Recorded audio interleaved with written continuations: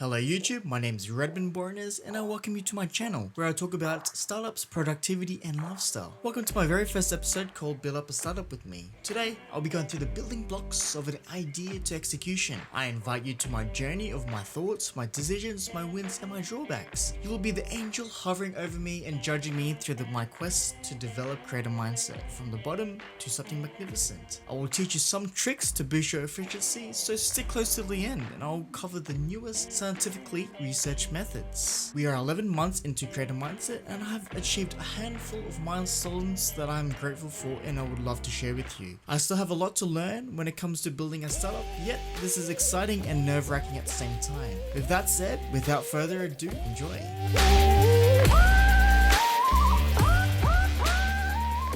I wake up around 8 to 8:30 where I tend to pound on my social media for about 20 minutes, scrolling around my newsfeed and fresh memes like an addict I am. Well, who doesn't? I then have breakfast at around 9 AM. You can call it late breakfast. I call it, well, at least you got up. I am on my road to becoming a six-pack machine, so I obey a special secret diet recommended by my PT. It also boosts my productivity, so listen carefully, you might actually learn something. I have 70 grams of oats, 20 grams of non-sugar topping, 120 mils of unsweetened almond milk, yum, and 40 grams of whey protein along with my vitamins magnesium and vitamin D, biohacking at its best. I usually take around 20 to 30 minutes to eat breakfast and watch videos on YouTube. Sometimes my productivity boost ends here early in the morning and then I procrastinate again for another 30 minutes watching pointless stuff on YouTube. Then finally I start my day by having a shower. 10 AM comes by and I'm ready to conquer the day. And I start my day with looking at my calendar, figuring out what I need to do. Then I fall into another procrastination paralysis, watching more YouTube videos for another 30 minutes like a sloth I am. At 11 PM I'm ready to work. I set my Pomodoro for 25 minutes where I used to focus on just that one task because I know I have ADHD and can get easily distracted, as you may have noticed. And if you don't know what the Pomodoro technique is, it was developed in the late 1980s by a student named Francesco Cirillo. Francesco was struggling to focus on his studies and complete his assignments. Feeling overwhelmed, he asked himself to commit just 10 minutes of focused study time. Encouraged by the challenge, he found a tomato, Pomodoro in Italian, shaped kitchen timer and the Pomodoro technique was born. Now after that mini history lesson is over, the trick here is to concentrate on the most challenging task you need to complete that day. If you're stuck on that forbidden task, move on to the next one and come back to that task throughout the day. If you focus too much time on the challenging task without having any breathing room, you'll feel burnt out, and believe me, it has happened to me multiple times. I tend to fit around 4 to 5 Pomodoros, which comes down to 125 minutes, which equates to 2 hours of focused work, and around 20 to 30 minute breaks depending on how I set my break intervals that day. After the first productive part of the day, I have to feed the hungry man I am at around 1:30 to 2 PM. I cook myself a delicious wrap containing tomato, lettuce, cucumber, turkey mince, barbecue sauce, and of course our wholemeal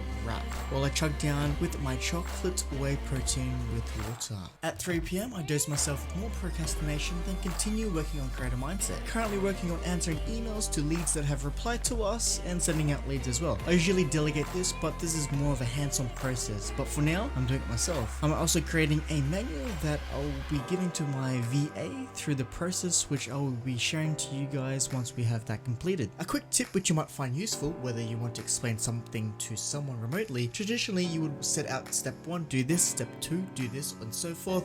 What helps speed up things is that efficient is to screen record it. What you want to do is explain the process in the screen recording. So a good tool for this is on Windows you can use Loom, or if you're on Mac you can use MyCleanShot X. As much as we like to read, some people like to learn through visual cues, which is an excellent way to be efficient with your time and theirs. PM sinks by and it's time to go for a walk. I usually do either a 20 to 40 minute walk around my suburban area to shake off some fatty from that belly. At 6 PM I start cooking my last big meal for the day, dinner, which contains cucumber, tomatoes, sour cream, mission chips, and last but not least, turkey. Swirl it up all together to make a bomb nacho ball.